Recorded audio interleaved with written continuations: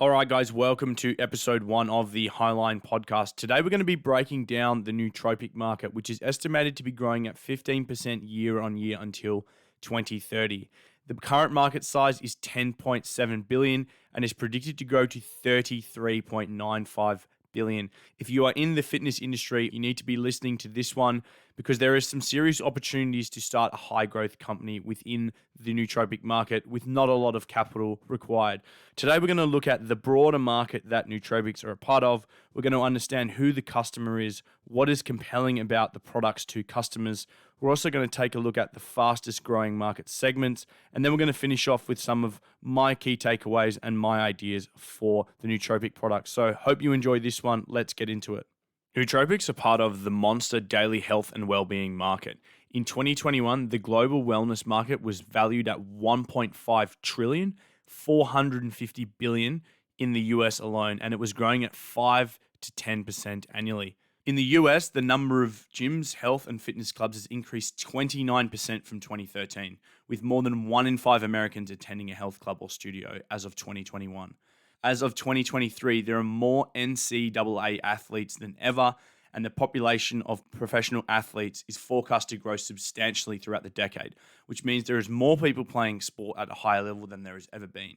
The main consumers in the wellness market are those that increasingly value and seek products and services that address their wellness needs across multiple dimensions, including mindfulness, fitness, and nutrition. So, few things to note there. The first is there is a record number of student athletes. So that means that there is a lot of people trying to compete at the very highest level. And I just want you to keep that in your mind as we move forward. There is also a broader tailwind behind the wellness market, and that individual, I think, is what we would call the health nut. And that is the individual that takes their mindfulness, fitness, and nutrition very seriously.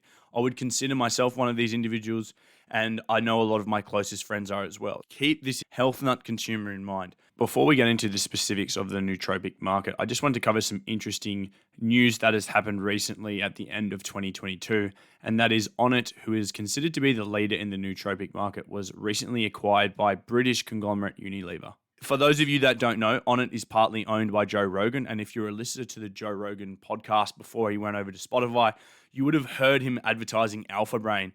Alpha Brain was their first product, which is a nootropic product, and Joe was responsible for the distribution of Alpha Brain via his podcast. It's rumored to be acquired between 100 and 400 million USD. So that shows you guys that there is massive potential in this market. Now let's get into what are nootropics. Nootropics are supplements marketed to boost the brain metabolism, memory, attention, and cognitive ability. These are tablets that you can take in the morning that can improve your cognitive abilities and help you concentrate for longer. There are a couple of different types of nootropics. The first is clinergics. These are compounds which increase the availability of acetylcholine in the brain, which is the neurotransmitter involved in memory and learning. Some examples of this include alpha GPC, cytocholine, and huberine A. Alpha GPC is one of the most popular nootropics on the market. It's been around for a long time. Other brands use that as their primary ingredient. So just look out for any type of supplement where you might see alpha GPC. You can immediately notice that that is a nootropic product. Then we have adaptogens. These are compounds which help the body adapt to stress by supporting stress response system. Examples of this include ashwagandha, rosea rhodiola, and bacoa monnieri. Then we have nootropic amino acids. These are the essential building blocks for neurotransmitters and play a crucial role in cognitive function. Some of the examples include L-theanine and L-trizone.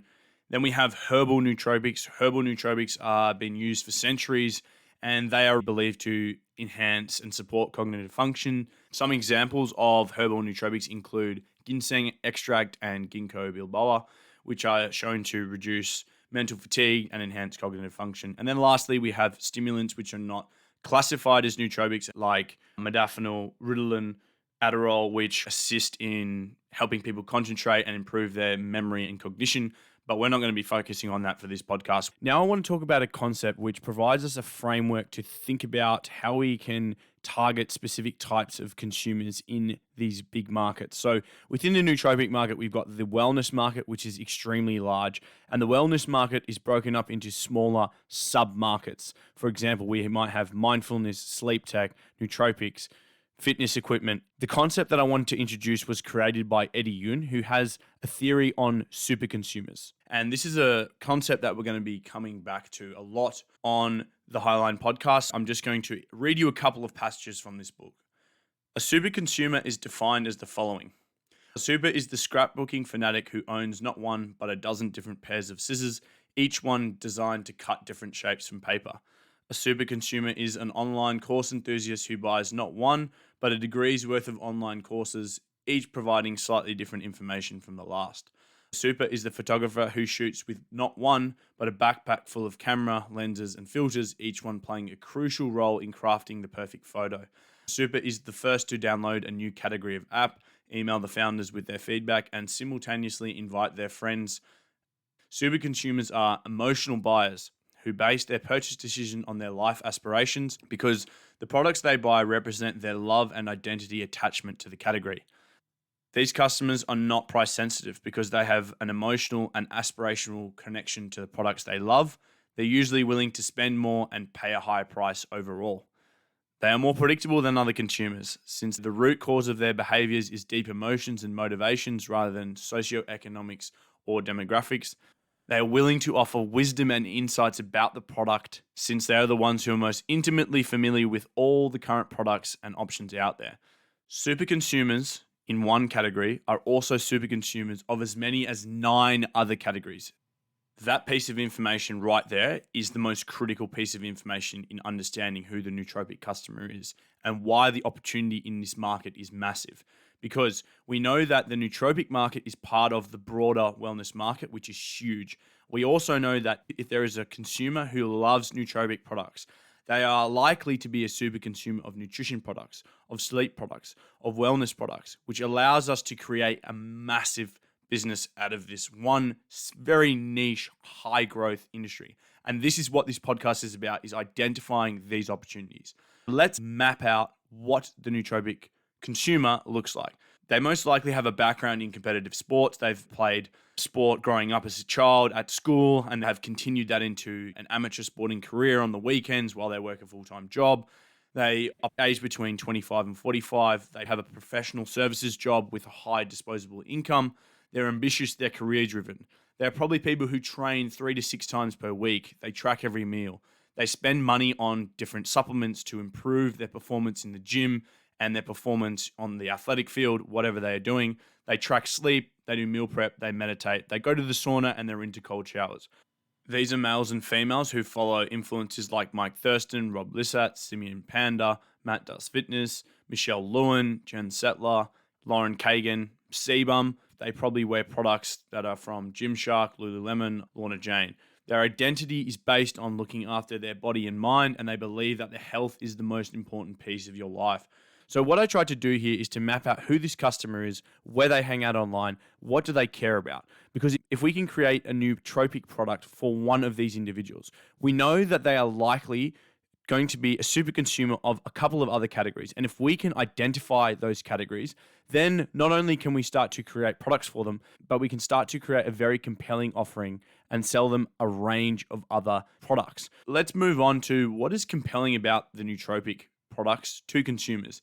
And what I believe the most compelling aspect of nootropic products is the idea of being in the flow state or the zone, which is defined as when you are 100% focused on what you're doing and there is nothing else going through your brain, no thoughts, just action. If we can take a substance that can enhance our focus and concentration and allow us to perform at a higher level, then for the health nut, this is very important to them.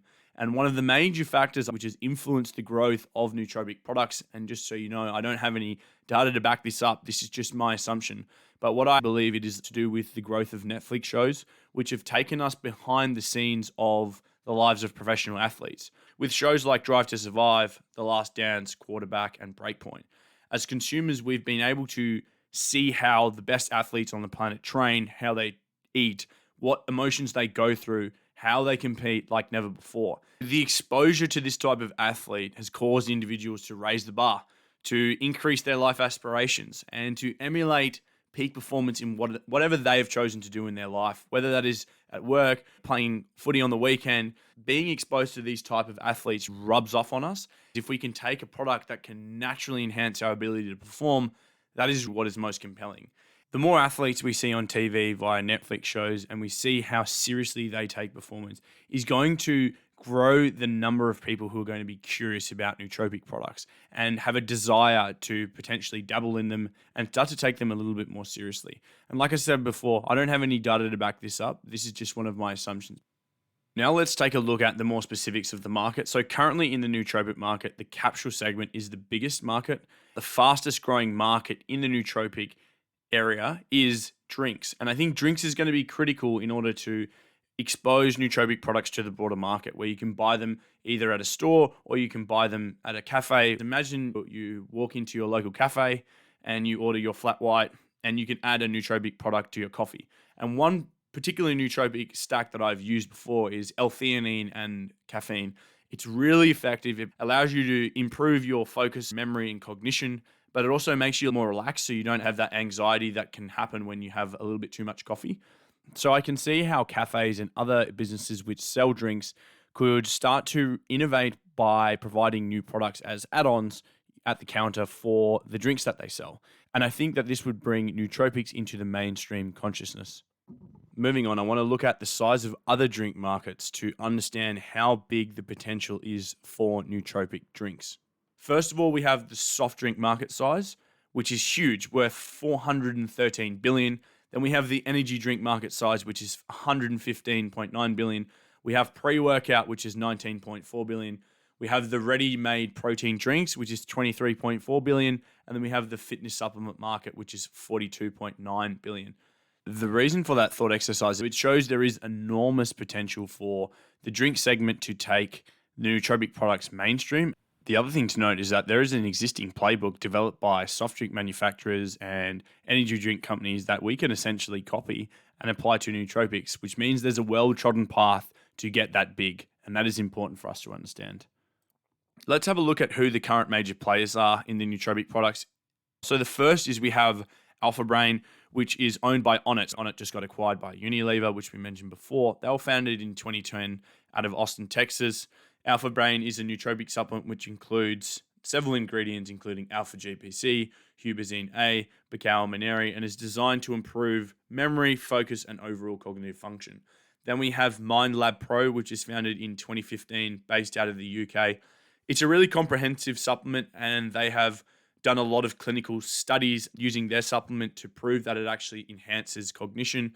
And in that supplement, you can find things such as bacow-maneri, lion's mane mushroom, and L-theanine. We have a few up-and-coming companies which are worth mentioning. The first is an Australian company called Neurotech Enhance, which is a daily supplement designed to enhance alertness, support focus and clarity, and maintain general well-being. It's got 10 research-backed plant extracts.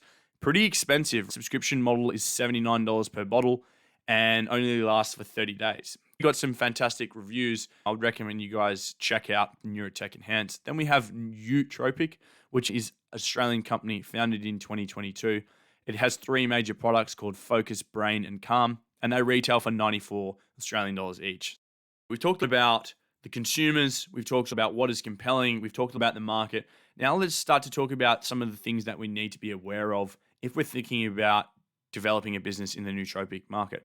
The first thing we need to be aware of is the regulatory dangers. There is a lack of oversight about nootropic products, particularly in the US regarding the FDA, which does inhibit some of the market growth. In Australia, we are different, where we have the Therapeutic Goods Administration, where nootropic companies can go and get certified before selling their product to market.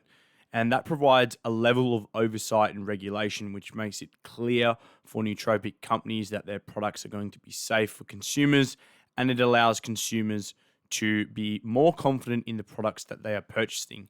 However, in the United States, again, nootropic products do not fall under the jurisdiction of the FDA. There is an increased risk of consumers buying products which aren't what they say they are, and you're relying on the companies to be honest. A number of nootropic companies have been pinned for doing misleading marketing around the performance of their ingredients. They've been convicted for advertising fraud and a range of marketing scams. Let's now take a look at what my key takeaways are in the nootropic market. The first is I like that there are high retail prices. That means that the cost of raw materials is high, but it also means you can sell it for a high amount. Typically, these retail between $50 and $100 for a 30-day supply. So it means high margins and the potential for a high amount of customer repeatability if these products deliver value. There is a low barrier to entry. You can source these materials online easily. You just need to find a bottle manufacturer, design a product, and put them all together, and then start the regulatory review process. This is ideal for someone who's already in the fitness industry that is looking to come out with a new product and sell it to their followers. There's also room for disruption in the nootropic business, particularly with business models. So if you look at adjacent markets within the broader wellness market, like sleep tech, what they do well is they provide a physical good, like a band or a ring, and then they sell you the reporting interface separately as a subscription-based app. And I see strong applicability here in this space to capture the variability of how different substances affect different people. So having a record of how a nootropic affects your mood, your concentration at the time of day that you took it, how long did it last for, this could be valuable to the user and also valuable to the company. There might be potential here to create a range of custom supplements based on individual preferences and create recommendations for users. You might be thinking that the core users might not be interested in tracking this type of thing, but if they already track their meals, their weight, this is not too far off. On the back of that, there is an opportunity here to create the infrastructure and sell that to all the nootropic companies. And what I mean is you sell the reporting interface to all of the nootropic companies so that when someone buys their product, they can record how they feel when they take it and start to use AI in those recommendation algorithms. The other element about the nootropic market, which I love, is the functional benefit of nootropic products is easy to explain. You can explain that to a friend. Hey, I took this supplement. It improved my focus for like 5 hours. They know what you mean, which means if it's easy to explain to someone else, they're more likely to tell someone else. And it's how you can generate strong word of mouth marketing, which is the best form of marketing. Now let's take a look at what are some entry points specifically for startups. The first entry point for a startup would be to create a nootropic product for a specific sport, then partner with the influencers in that sport for the distribution. So imagine having a nootropic supplement designed for tennis, designed for cricket. That I think is a good niche angle that hasn't been targeted or explored yet by some of the companies in the space. The second entry point is to utilize the marketing angle of creating a product that is going to give you an edge over someone. Competition is a powerful motivator, and particularly for this target market. They are competitive people. They're striving to be the best. They want to win. So using a marketing message of being able to take this and have an edge over your competition is powerful, and again, not being used by the companies in the space. Then the last one is you need to partner with a major influencer in order to get distribution. And you can look at this as the influencer co-founder whose sole job is to distribute the product through their social following and social media platforms. If you can find a good influencer early doors, this can allow you to grow quickly. The last area is there are a lot of untapped markets which haven't been explored by the companies in this space. And let me just give you a few. The first is the mental health market. So according to the World Health Organization, there are over 300 million people across the globe who are living with depression, and this number is anticipated to grow in the next decade. It is being studied that there are products like ashwagandha, L-theanine, 5-HTTP, which reduce anxiety. They promote neurotransmitters responsible for creating serotonin in the brain, and they allow people to improve their mood. The other market which hasn't been targeted by these companies in the space is the over 60s market. These are individuals that have worked their entire life. They might be approaching retirement. They have high amounts of disposable income, and they're also facing some sort of cognitive decline and potentially a decrease in their memory. And if you could create a nootropic product that helped improve memory and protect the brain against atrophy and targeted it at these individuals, then you have a very strong problem that you are solving for them. If the product was effective, there is a high chance that these individuals would spend money on a highly effective product. The other thing about this market is there is significantly more older individuals on the globe than there is younger individuals, so it is a massively untapped market.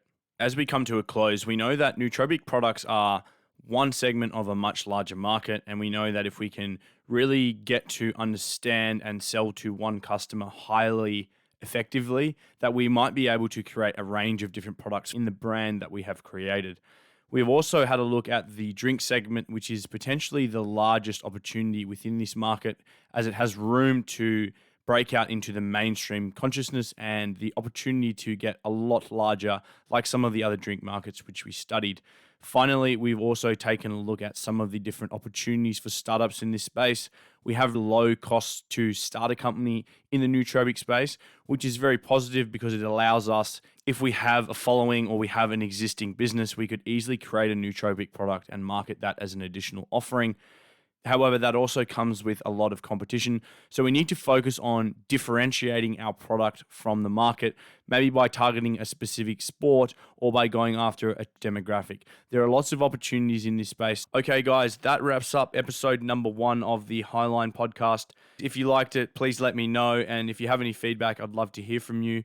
If you would like to sign up to my email, which summarizes the key ideas from these podcasts and has some other things, including what I've read and some of my top ideas, you can find the link in the show notes. Next week, we're going to be looking at the e-cigarette and vaping market. So please stay tuned for that one. Thanks, guys. Bye.